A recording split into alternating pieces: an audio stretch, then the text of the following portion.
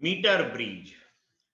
Meter bridge itself is Western bridge, and this one is now experimental, or we can say laboratory circuit. Why this one is known as meter bridge? Because here the wire which we use in this circuit, that we take of length 100 centimeter, or we can say 1 meter, and therefore this is known as meter bridge. In meter bridge, this red represented here are the copper strips. This one straight one and these two L-shaped. And here, as shown in the figure, two gaps are kept, and this entire arrangement that is mounted on the wooden plank. And between this terminal A and C, a wire having length 1 meter, having uniform cross-sectional area, that is connected. Now see, in one gap we connect the resistor R. So in theory we used 4 resistors. So this resistor R will behave as resistor R2 connected in the circuit, theoretical circuit. This resistance connected in second gap of the meter bridge S, that behave as resistance R4. Now here galvanometer is connected between this terminal B, and another terminal of the galvanometer is connected with jockey key. And between A and C, battery is connected. Now here we have to place the jockey key at such a position so that galvanometer shows you zero deflection.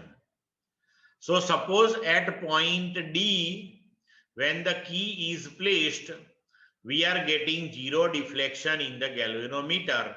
So we can say bridge is now balanced. So at that time, the length of this wire A to D, which one is represented here as L1. So whatever is the resistance of this L1 length of the wire, that will behave as resistance R1, and whatever is the resistance of the remaining part of the wire, that will behave as resistance R3.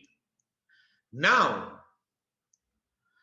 suppose resistance per unit length of the wire, or we can say per centimeter length, that is RCM. Now, resistance of AD part, that is with length L1.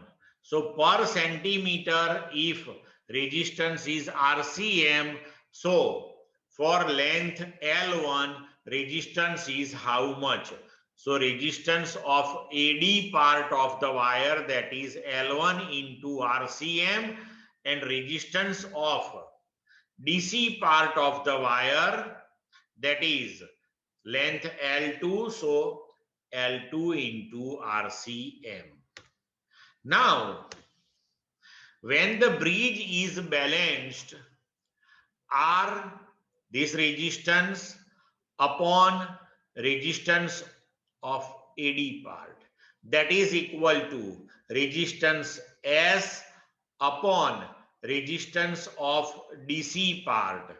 So we can write resistance R, that is equal to RAD upon RDC into S. Replace RAD by L1 RCM, replace RDC by L2 RCM.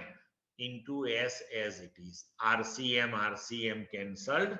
So finally we can write R equal to L1 upon L2 into S. Or you can write R, that is L1.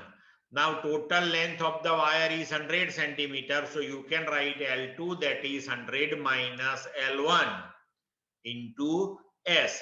And using this equation and by measuring the length for the null point, when galvanometer shows zero deflection, the point obtained, that is also known as null point. So find out the length of the wire for null point and then calculate the unknown resistance. Clear to all of you?